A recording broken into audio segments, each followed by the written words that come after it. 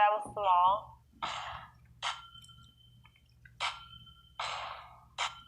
They told me I was slow.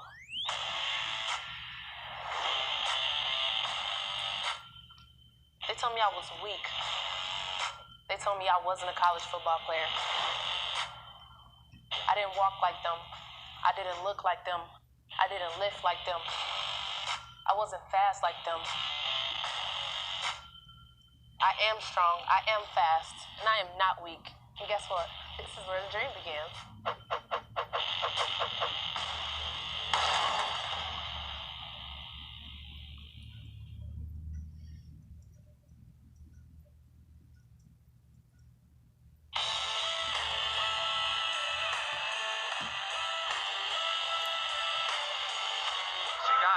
She got game. When the W drill, she got game. Put her out there in the middle. She'll come down and hit somebody.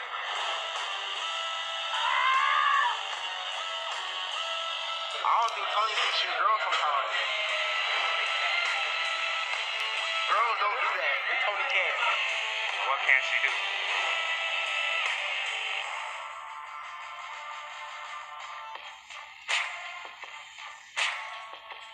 I was born in Detroit, Michigan.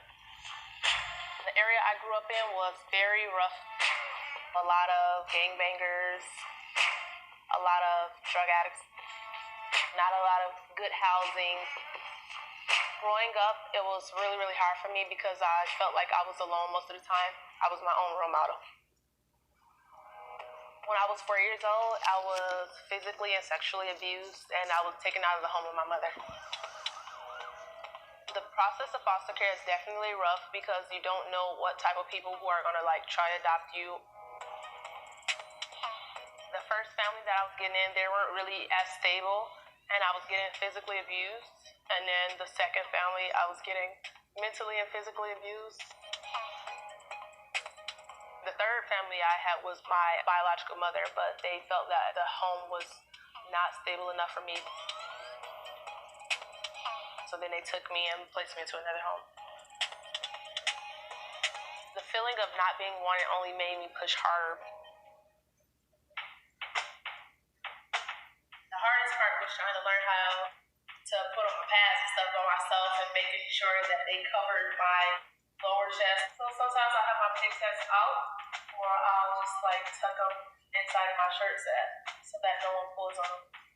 When I was 6 years old, I definitely knew that football was the sport that I wanted to continue and play for the rest of my life. I just was tired of doing all the girly sports.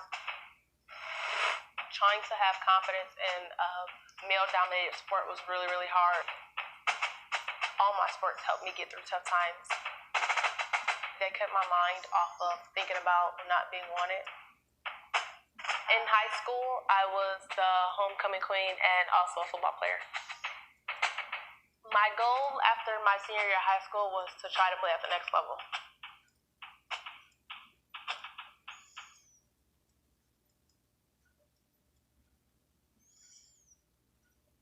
When I had ovarian cancer, I knew that my body was going to be weak, I was going to lose my hair, and this could be life-threatening. Going through the process of chemotherapy was hard. It's a lot going through it, especially when you don't really have any family to sit there and go through it with you. I actually just continued to try to work out, but there would be some days where I couldn't even get out of bed because it's like the chemo made me feel worse than the cancer did. I dropped all the way down to 90 pounds. So my thought process was to try to get my weight back up, started eating a lot differently, getting my body into shape and going forward. When I went in remission, my first thought in my head was definitely, I'm gonna live. This cancer is never gonna come back again. Could you see yourself living in one of these houses? Definitely. Nice family, a husband, 2 or 3 kids, a golden retriever.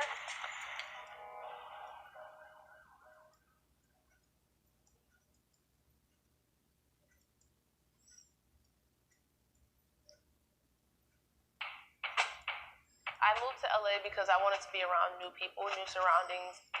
East LA was very, very welcoming. They allowed me to do all the workouts. They treated me fairly, exactly how I asked them, with no special treatments.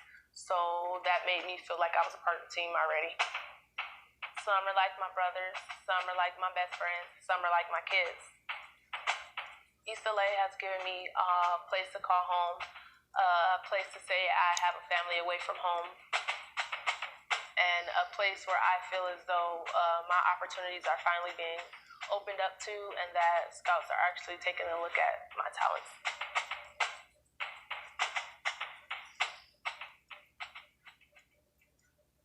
Hello, Tony. This is Coach Carter. About 11:30 where I am. I think I'm in the airport somewhere, but I wanted to speak with you and see how where your interest lies as far as playing ball at the next level. Have a great day now. Bye-bye.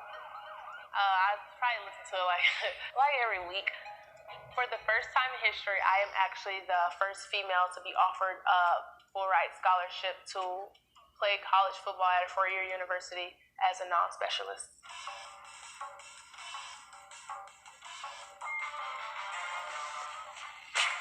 So many people know about me. Ended up on Sports Illustrated. John Ross commented, changing the world, and that he was proud of me. Cam Chancellor actually direct messaged me, and he said that he was happy that I wore the same number as him.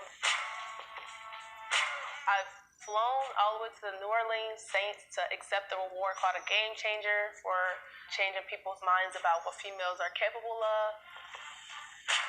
My ultimate goal for football is to become the first female to be ever drafted into the NFL. I remember someone telling me that I would never get paid to play at the next level because I was so small and that I was a female.